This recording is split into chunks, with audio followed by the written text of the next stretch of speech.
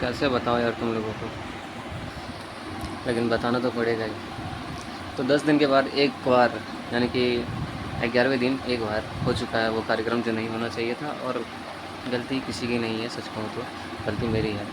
मुझे इन चीज़ों से ध्यान हटाना चाहिए था, मैंने अपना ध्यान ही नहीं हटाया इन चीज़ों से।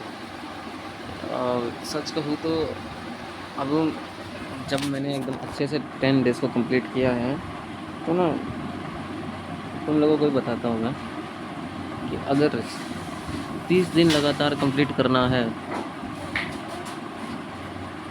तो एक भी दिन मेडिटेशन स्किप मत करना, वर्कआउट स्किप मत करना। और साथ में जैसे कि जो भी तुम लोग कर रहे हो ना, जैसे कि मैंने जैसे बताया कि मेडिटेशन स्किप मत करना, वर्कआउट स्किप मत करना, और फ़ोन चलाना बहुत कम कर दो तो बेहतर है यार, बहुत अच्छा रहेगा। मैं से तो भाई मतलब कि अगर फ़ोन चलाना अगर जारी रखोगे ना, तो फिर कभी भी नहीं होगा कंप्लीट।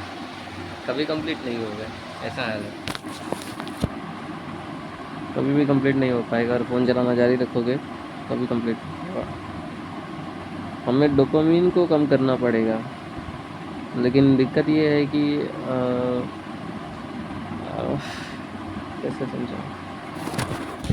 दिक्कत ये है कि मेरी 3 गर्लफ्रेंड है। मेरी 3 गर्लफ्रेंड है, जिससे कि आज एक के साथ गाना मैंने गाया, बस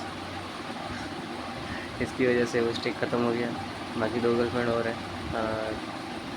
दूसरे वाले मुझे बहुत अट्रैक्ट कर रहे थे, मतलब कुछ ज़्यादा ही अपनी तरफ खिंचाव हो रहे थे।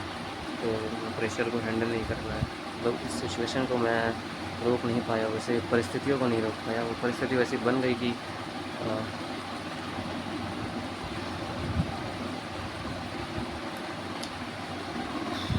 अब हमें बस ये जानना है कि हमें इसे ठीक कैसे करना है, और हम इसे ठीक करेंगे दूरी बनाकर।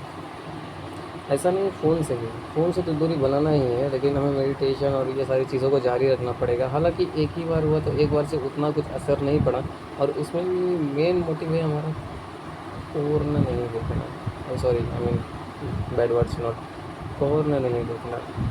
कौन नहीं देखना है। और जैसे कि नो फैब होता है ना, नो फैब में होता ही एक, नो फैब का मतलब ही होता है कि नो वॉचिंग फोन। सो बीच बीच में मैं यही गलतियाँ कर रहा था। एक बार मैंने 3 दिन बाद, फिर मैंने कभी 7वें दिन या छठे दिन, किसी भी ऐसे ही गलतियाँ की हैं मैंने।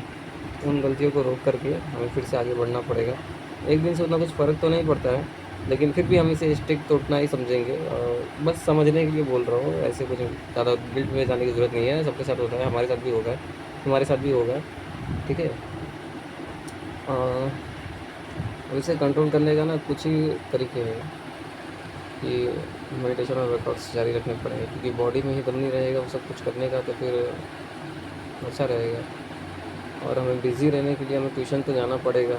हालांकि मैं एक भी दिन ट्यूशन गया नहीं। मैं हर रोज़ वीडियो डालता हूँ कि कल ट्यूशन जाऊँगा, लेकिन एक भी दिन नहीं। मैंने हर रोज़ बोला कि होमवर्क करूँगा, ट्यूशन जाऊँगा, लेकिन एक भी दिन नहीं हुआ। वो अलग बात है।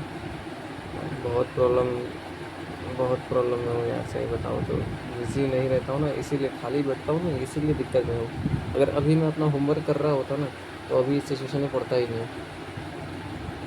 क्या समझे? हमारे पास बहुत सारा काम है, हम बिज़ी रह सकते हैं। तो अब आज तो नहीं, लेकिन कल ज़रूर, हम कल ज़रूर करेंगे।